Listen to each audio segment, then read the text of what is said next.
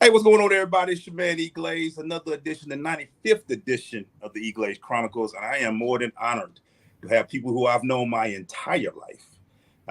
The guy on the right, Anthony Parks, that's I've known him all my life, my teammate, my classmate from Lincoln County, state champion, and his lovely wife, Melissa. I've known her all her life as well. And They are here to tell you about a great cause and story that I feel like should have been a part of this, and I'm glad to make it a part of this, part of the my Road to 100 shows. So, first of all, how you both of you are doing today? We are doing great. Fine. How about you? Thank you for asking. How about you? Doing great. You know, they celebrated their 24 years of marriage. Was it yesterday? It was Monday the 29th. So 29. I can't forget it because that's my oldest birthday. So I won't forget that going forward. Okay, wonderful. Don't forget it. I can't forget it. Can't forget it now. Let's start with this. I want you just to let us know about the great young man named Austin. His story, I feel like I've been following it. We've been on Facebook. I ain't know Facebook been around that long. But I heard about, followed this story and saw the fight and love this young man had. Talk to us about Austin Parks. Woo! I could keep you on here all day talking about Austin Parks. Austin Parks was our first son. He taught us how to be parents. He taught us a lot. Yeah. But Austin was always, even from ground zero, he was always a humble child. He very disciplined. But we even knew, like, growing up, Austin had this heart. Like, he always wanted to help people. He always wanted to do things. And you see him holding the door for people. And sometimes I'd be like, don't hold the door for them. They didn't even say thank you. So I'm getting mad. But he's like, I got it, Mama. I got it. Even growing up. But as he got older, he continued to be that person. Got on up in high school, started feeling himself and learning who he was and wanting to be like his daddy. His goal was he was going to be his daddy. He was going to play football. He wanted to wear that number 44. He just wanted to be Austin and grow up and be great. During his senior year, he was living a life. He got to play football. He was looking forward to going to college, and we hit a roadblock. Mm-hmm. He came up with a knot on his neck. Mm-hmm. So now when I see people and I see something, and I'm very aware of it, I'm very alert, and I'm thinking like, oh my God, what in the world? But he had a knot on his neck, and for the longest he wouldn't go to the doctor.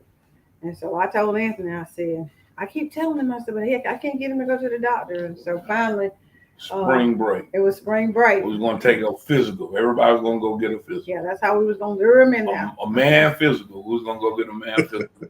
And his thing was always, man, Dad, I don't have to do this, man, Dad. So anyway, I let the boys be boys. And so it was the first day of Masters week. Anthony took me to the doctor and trying to find out what was going on with that knot on his neck. It bothered us more than it bothered Austin, because he was like gung ho, like, I ain't worried about it, it's there, leave it alone. And but we knew we had to try to find out what was going on because it was growing. And so we carried him to the doctor, and they started treating him for a bacteria infection. And when they started treating him for that bacteria infection, things started getting worse. And he only had weeks to graduate from high school, going through everything, football. He had played basketball, been to the prom. Yeah, been to the prom, yeah. Been to the prom. He did everything. And so after that, everything started getting worse. And I was like, toothaches, headaches. And we were like, Austin, what in the world? You only got a few weeks left in school, and what in the world is going on? So we took him back to the doctor, and the doctor said it was Austin and Miles, and Anthony met us there. And the doctor said, well, I don't know why. I've been trying to treat this. I don't understand, what's going on. The only few things that it could be, and he started naming things. Mm-hmm. He said cancer. And so, we brushed it off and like, okay, well, just send us to ENT. We'll be fine. Anyway, left there that day, took the boys to Applebee's, and they sat in Applebee's, and both of them, they were just sitting at a table, and they just started crying. And I said, boys, what's wrong? And they that man said something about cancer. And I said, hey, come on now. Yeah. Nobody in here has cancer. And I mean, they were bawling. Mm. And so I called Anthony. I said, you got to come back. I said, these boys losing it in here. So he came back and we talked to him. The thing that hurt me the most was when he was diagnosed, because I told him he wasn't. I told him there's no such thing. That won't happen to us. That won't happen to you. You know, you don't have to worry about that. And so then, you know, things rocked on and went to the ENT specialist, and they called us down to do a biopsy. Yeah. And we went down to do a biopsy. And so the doctor said, you know, I don't want to cut his neck. You know, I want to do a scan. And he said, but I see something in his nose from the scan. You have to get the scan. And he said, let me just go up in his nose. I don't want him to have a scar on his neck. So he took him back. He came back and he told us, he said, you know, Austin on the anesthesia was telling us, you know, he's going to go play pro football. He told all the nurses, you know, he got some shoes to fill, because he told all the nurses, you know, I'm going to take care of all of y'all when I go pro. And he said, I'm going to take care of not his daddy, but my mama first. Mama first. Gotta do mama first. That's how we do it. But anyway, so the doctor came back out, and so me and Anthony was sitting in the room. Cinco de Mayo, we were supposed to meet another family that we've always met for Cinco de Mayo, one who we think a lot of. They actually lost a child a few months before Austin, Jack and Henry Hurst. But we always meet them for Cinco de Mayo. So that evening we had plans. We were going to take Austin, and then we were going to try to meet Henry and Jack. But the doctor came in, and he said, we got everything done. And we were like, okay. And I said, when you going to let us know something? And he said, it'll be a few weeks, you know, but I got to let y'all know the obvious now. And so we were like, okay, what's the obvious? And he looked at me, and he looked at Anthony, and he said, your son has cancer. And I think all the life went out of both of us. Right. I slid out of the chair and didn't think I could even function, get up for a while. I couldn't. And the doctor said, just leave it. Let her be there. And I remember looking up at him, and I said, can you save my child? I said, and he looked down at me and he said, I don't know. That was devastating. Oh yeah. It was devastating for us. We were crushed. Yeah. Crushed. We couldn't even tell Austin. It was Mother's Day weekend. We couldn't even tell him. So we had to keep bringing him back for appointments. And he said, why y'all keep bringing me back down here? I said, oh, we just got to figure out how to get this sting off your neck, Austin, you know. But then I walk in a bathroom. I go in one bathroom, and Anthony we go in the bathroom and cry, clean up, and come back out and put on our face. And, well, we just got to do this, Austin. And went through that whole weekend and took him back that Monday. There's quite a few stories in between that, but we will write a book one day and tell those stories. But that Monday we took him back down. He said, I got to go down here again. And we're like, yeah, we got to go down here again. So the doctor she looks at us and she says, we get down there. She says, did y'all tell him? We couldn't tell him. Wow. How do you look at a child who feels like he has his whole life ahead of him, and he's getting ready to graduate high school, and he got this dream of going off to college, and he said he's going to play football, and he's going to make it a pro, and he got these dreams, you know, and he's got these dreams because we instilled in both of the boys. You can be anything, do anything you want to do in life as long as you put your mind to it. Right. So we instilled in that to him. We said, you know, you're great. You were created for greatness. And so how do you tell him, hey, we got a roadblock here? Yeah. So he sat on that table that day, and he was chewing his gum, and I'll never forget it. He was sitting there, and he was chewing his gum, and he looking at us like, what this woman want? What is this? What she want, mama? And so she comes in, and she said, well, Dawson, I got to tell you something, and talk to him. So me and Anthony sitting over there, we shaking like, oh, boy. So he's chewing his gum, and so she looks at him, and she said, Austin, she said, we got to tell you something. She said, but I want you to know that it's going to be fine. So she looks at him and she says, Austin, you have cancer. So he's sitting there, he's chewing his gum, and he's still sitting there like, I don't even want to be here. And then all of a sudden it registered to him. Wow. And he looks over at me and Anthony. Mm-hmm. The inside of us was screaming. Yeah. What happened? The inside of us was screaming. But we knew we couldn't let Austin see it. No. Right. So we looked at each other, and Anthony said, Austin. That's fine. He said, you always talked about putting your gloves on. Right. Mm-hmm. And he said, yes, sir, Dad. And he said, I need you to put your gloves on. He said, Wow. yes, sir, Dad. He said, Mhm. because we got to fight. We got to fight. We got to fight. Yep. So he knew when he walked out of that room, We we had to said, fight. and you're not fighting by yourself. We're going to fight with you. Mm-hmm. And as long as you keep fighting, even if when you feel like you can't, we're going to keep fighting. Mm. And little did we know, we had an army Yes, you did. Yeah. Yep. of you, our friends, The community. the community. I mean, Lincoln County. When I say They came up. they came up, we came home, and I don't even know if we had a place to park when they found out. It kind of leaked. I don't know how I got back in here. The yard was packed. People were everywhere. So we knew then that when we couldn't stand up, they were going to prop us up. Mm-hmm. Let me ask this, Aunt. I know for me, being from the outside looking in and knowing you, the sense of wanting him to, because you go to that place of, oh my God, the world is going to end. Mm-hmm. But for you to come out with that message first to say, it's time to put on your gloves. What was going through you to make you say, son, it's time to, let's go, let's fight, let's do this? I didn't want him to see that was something that was just going to crush and devastate us. That we was his parents, and we were going to be there. We was that solid place for him.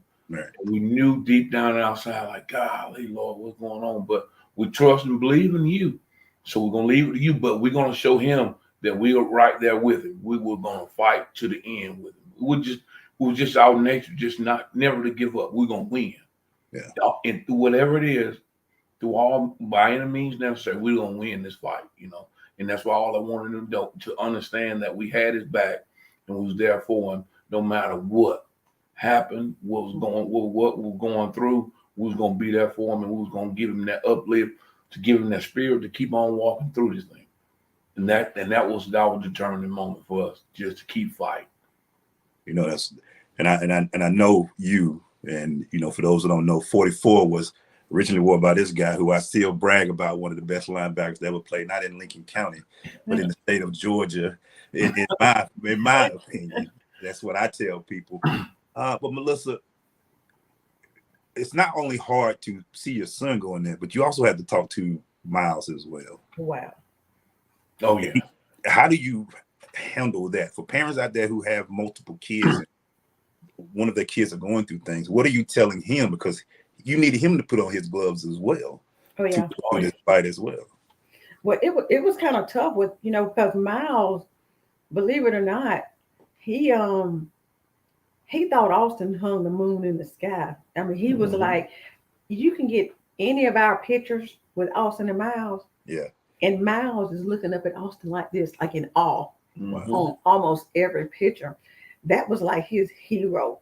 And so Austin used to be like, why do you do everything I do, Miles? Why do you?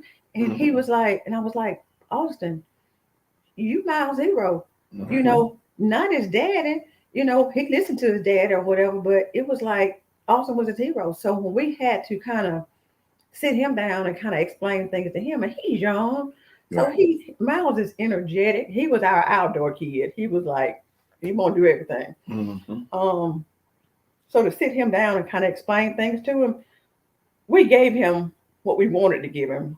We didn't give him like all the information. He knew Austin was going back and forth to the doctor. He knew things were happening, but he didn't get all of it because we were trying to protect him from all of that.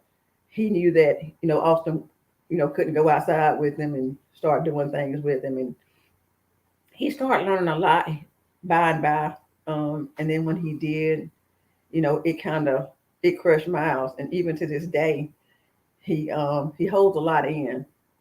Yeah, he shows no face. He shows no emotion. But we try to get him to kind of like open up, talk to us, because mental health is serious. Right. And so one thing you don't want to do is, what I learned for me is, after everything happened, I couldn't stay at home. I was home working sometimes and just trying to process things. But then I learned, you know what, I can't stay in here. These walls are closing in on me. And so I decided, I said, I got to get out. I got to be out more. And so that's what I tell a lot of people when things have happened. You got to let it out. You got to talk it out. You got to get out. And a lot of times people will walk up to you and it's not that day for you. They're more emotional than you.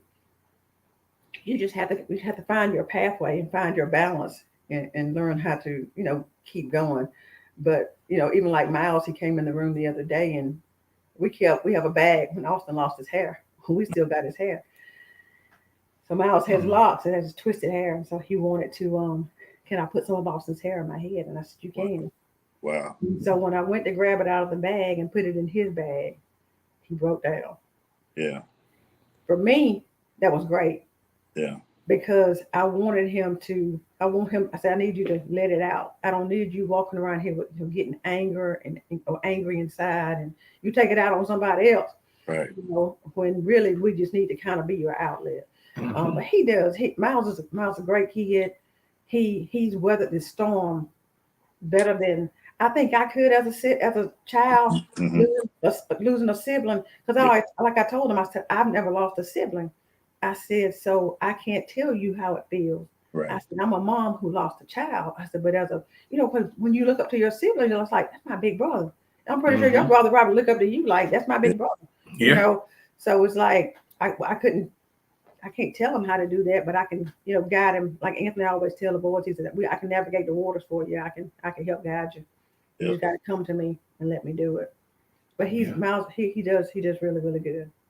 I love the fact that y'all call it strong, because Anthony, one of the things that I did like about this, Austin, without actually, quick story. I met Austin when he was a baby. I don't know if you remember this, Ant. We met at Jess Hall's store. Yeah. And he was in the back of the car, and he said, let me see, here's my son. I was like, I met him for the first time when he was a baby, real young then. But one of the things I loved about him, he continued to live. And that's the thing. He went to school. He still, when I saw when y'all took him down for his freshman day at school, he still lived life. And that's to you. How important for you, and I addressed this to Anthony, was it to continue to live and live life to the fullest, no matter what? And that was our thing about him, was don't get in the pity party. Just come on, man. We everything's gonna be just come on and just start to live life. Don't get woe is me. Just come on with us. We're gonna navigate these waters, and we're gonna be all right. And being a dad, and you being a dad to yourself, dad always can fix everything. So you always at that point where you always got to have the words to say to make make everything all right. So, and that's what we were just trying to do. Like, we went down to freshman day, like, hey man, everything's gonna be all right. But he was ready to do freshman day. See, some people he was ready to go. He was energetic. He wanted to do this. And so when we was more passive, like, okay, now we slow down a little bit. Come on, oh Dad, I'm ready. I'll tell you a little quick story. We got down to the school, and being freshmen, so you go in there, you got co-ed roommates. So when he goes in, man, and the room was glazes, had liquor bottles all over the place. Oh man, his mama went crazy. He can't stay in that room. He gonna have to get he gonna have to get out of there. No, he can't be around all this alcohol. And he was like, Mom, I can handle it. I can handle it. He was like, well, he said, Dad, tell Mom that I can handle it. I was like, I said, okay, let me go back in. We ain't gonna do that. So we went and got the director. We found new rooms and everything. And he was like, Dad, come on, man. I can handle this. I said, yeah, right. Okay. Right. I said, okay, son. If you can handle them, let you handle his mom. Was Oh man, I was down at the office in a matter of minutes. I didn't even know I could walk that fast. I was like, oh no, my son won't be down here with all this stuff. I said, and I think I smell weed outside. I was like, oh God. You went all in there. You went all in. Yeah. I did. He rang the bell in July of 17. We didn't really realize Austin was filling out his application and getting everything done In for line college. yeah. And we were like, so when he said, oh, I got to report in at whatever time, and I'm like, dude, what? You got to go where? And I'm like, you just finished treatments. Please just take a break. Mama, I took a break a whole year. Everybody else ahead of me. I got to go to college. Mm-hmm. He said, I ain't sitting around here waiting on nothing. I said, oh my God. I said, this boy is really serious. So packing him up and to take him to school I was devastated. I didn't want to take. Ask, how did y'all handle that? Because now your baby going through this, but now he going to school. How did y'all handle that? Well, I had to. I cried all the way from Statesboro. I mean, I was like, I can't believe this is happening. But he has been down for a year. He has been going through these treatments. And if he's been going through what he's been going through, he is not giving up. He has a desire to go to college, whereas there are some that has the ability to go, but just don't want to go. And it's not for everybody. I get that. But his desire was to get out and live life. Like he said, I've been going to these treatments. I've been laid up in this hospital and I'm ready to go. And I'm like, but no, I want you to stay home so I can kind of, keep my eye on you. Mama, you want to pamper him, you want to take care of him. But this joker so when we had to load the cars up and start getting everything, and people were bringing them all kinds of stuff, and I'm like, this is really happening. And to leave him down there, oh my goodness, that was devastating. Oh, I couldn't imagine. Imagine. But he got down there, Manuel, and he actually played flag football. And I found out he was playing flag football. Co-ed basketball. He was playing basketball. Yep. And so I remember Zach Cricht telling us, Zach said, the guys asked him, so, why do you wear this hat? You take your hat off when you're playing basketball. Why do you? And so Zach told him, said, let me tell you a story. So they told him, they said, man, take your hat off. You out here playing harder than we are playing. Right. And we would have never known that you had this going on. And take your hat off and be proud. Oh, yeah. Yeah. Well, let me ask this then. And when he passed, I don't want to go through the emotion because I know you've lived that for a while. But you two and the family decided to create this great organization. What's the process to do that? What was it? I mean, I know it was already kicked off, but some people might say, you know what, I don't want to deal with it. But you guys said, no, we're gonna take it and make it something that really shows the greatness of what Austin's life, to take and create AP 44 strong. What makes you guys say, you know what, we're going to continue to let his life live through what we're doing through this program? It was a process of knowing what he wanted in life and how he wanted to help people. See, his main goal was always to help people. And that was the thing with him. He always wanted to give you his last. Whatever it was, if you asked him for it, he'll give it to you. If it was his last, that was his ultimate goal. And that's what we saw. And once he passed, we felt like, okay, now we got to carry this torch forward. Now we got to navigate these waters, and now we got to build this organization so that we can give other people hope. That not to understand that if something happened doesn't mean it's the end of the road. Just understand, just pray and believe and keep the faith and keep going. Right. And you got to have some great people behind you to get you through those situations. And that's what 44 strong really means to me. And so when you first created the program, Melissa, I mean the organization, and to continue it going, what was your initial want? Because I've seen it go from you're getting these athletes and doing all this, but now it's like every time I look, y'all getting bigger and it's getting bigger and it's doing more. it's like it's really growing, and it is strong. Yeah. So what was the initial process to where it is now? Just this whole process of what you guys saw 44 Strong being and what it's becoming.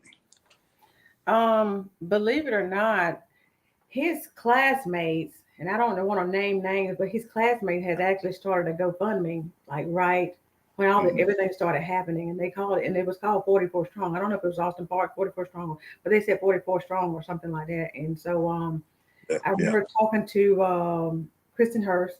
It was quite a few of them, but they got it together. Who's it? Zay Banks. It was so many of them. Mm-hmm. Trust me, it was Sydney Thornton, Sydney Freeman. It was Zach, all Devon, all of them got together. They were getting this thing together because they said they were going to support their friend. They didn't have the means to. They were just graduating high school, but they were going. I watched these kids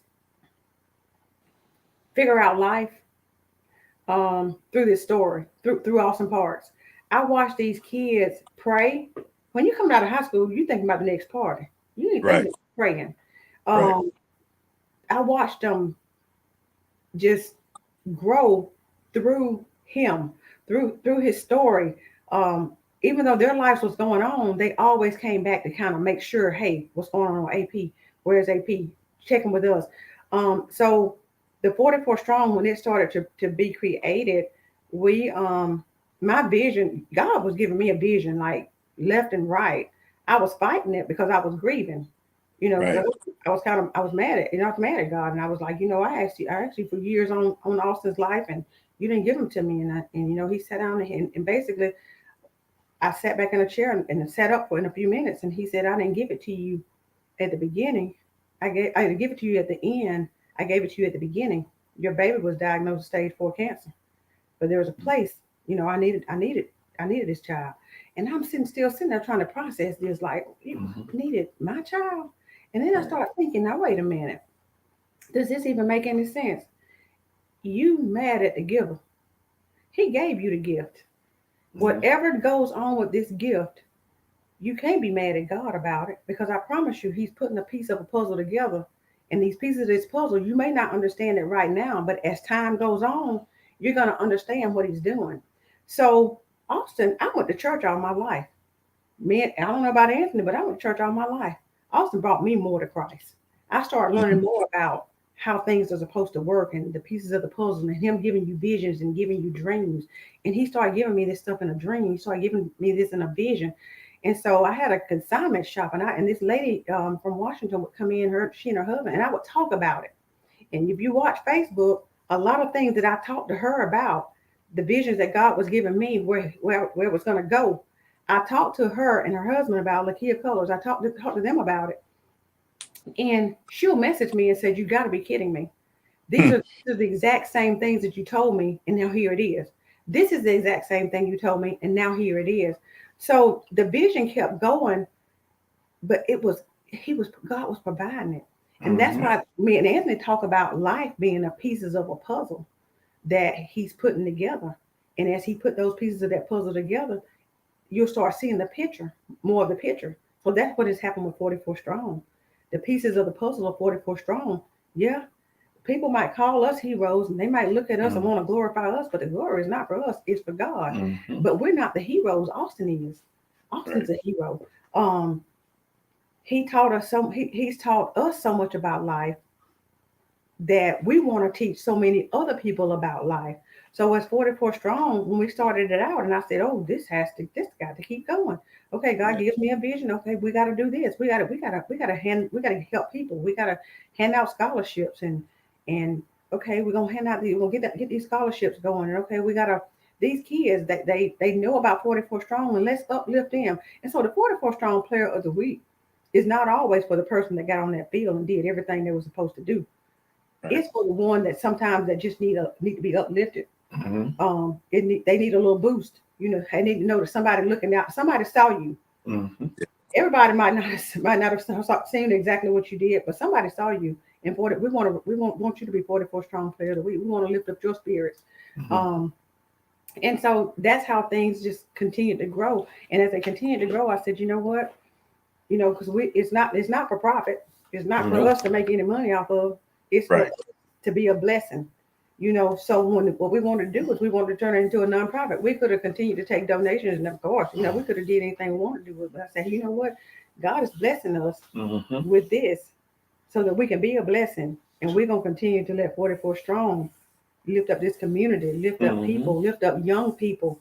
Our main mission for it is to get into the cancer center down there where Austin spent a lot of his time and uplift those families.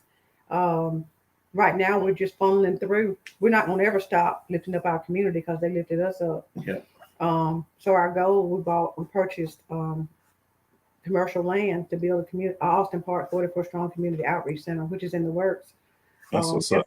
Awesome. Here in Lincoln County, because we want to see, we just want to give back. We want to have the heart of Jesus, which was actually in Austin Parks. Austin Parks would come from radiation and treatments, and if we stopped somewhere and he saw somebody need help, he wobbling out of the car, helping people, but wouldn't take a dime for it. And that's what 44 Strong stands for. It's there to give people hope. Make it a nonprofit. Lincoln County, of course, we thank them a lot because they made that 44 jersey an honorary jersey. Unless we decide to stop it, and every week it never goes on the field because they said you had to go pro before it could be retired. But I think I'd rather for it not to be retired. Yeah. Because somebody gets to see it on there and then they get to understand what it means. And so we're appreciative of that. And then Channel 6 also does a Player of the Week, 44 Strong Player of the Week for the CSRA.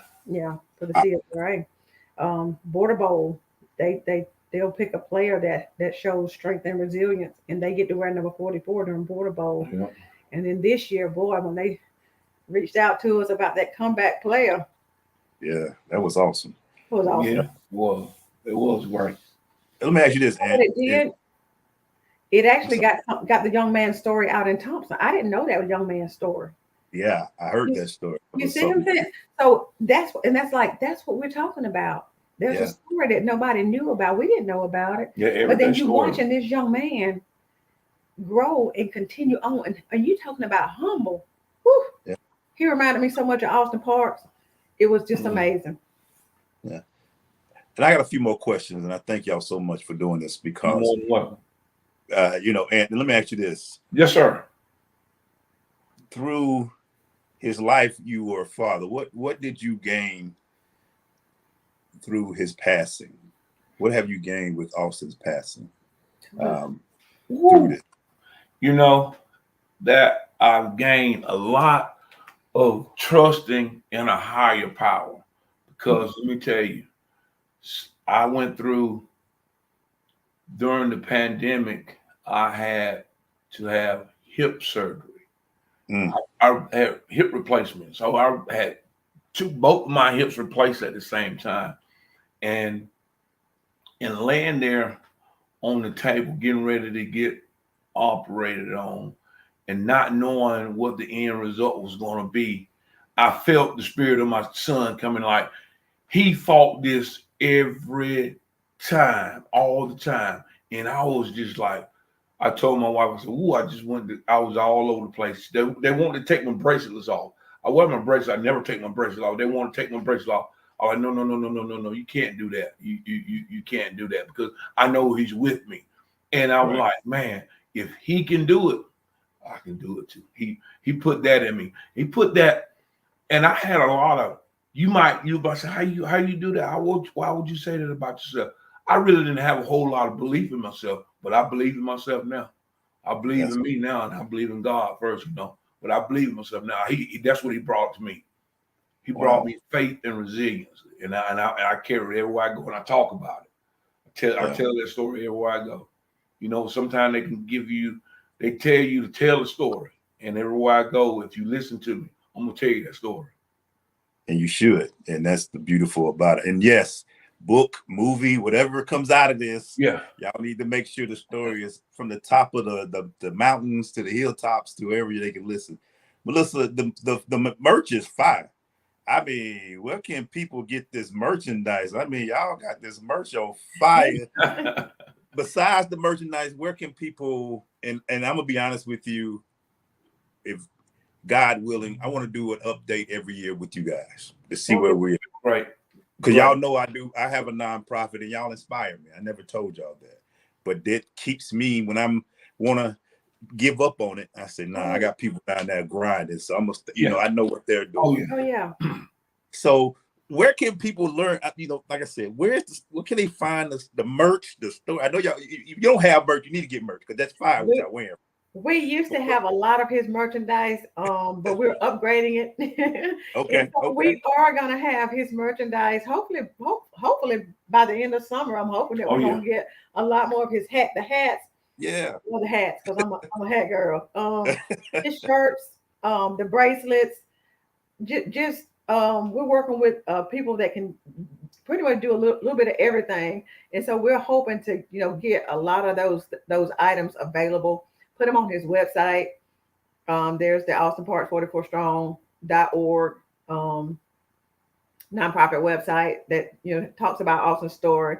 We want to try to keep it updated with all the sponsors that we get, the scholarships that recipients, the 44 Strong Player of the Week. That's one thing that I want to work a little bit harder on is letting people see those. And I'm hoping that in the next year or so, our goal has been before COVID hit was to have a gala.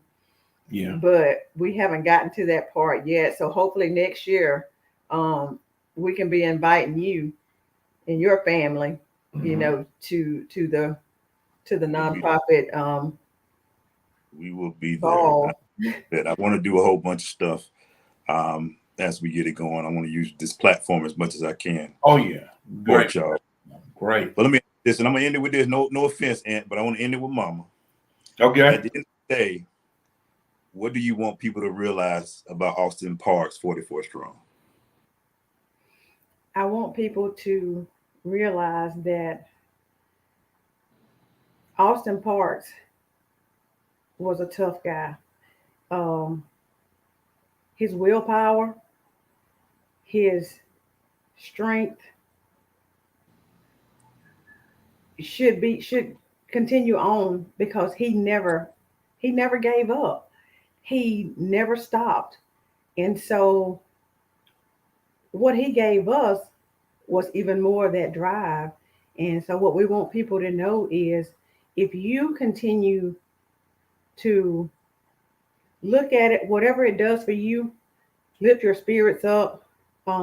Just know you're not alone. As long as the Austin Parks 44 Strong organization is around, which we plan on it being around a long time, that you can call on us.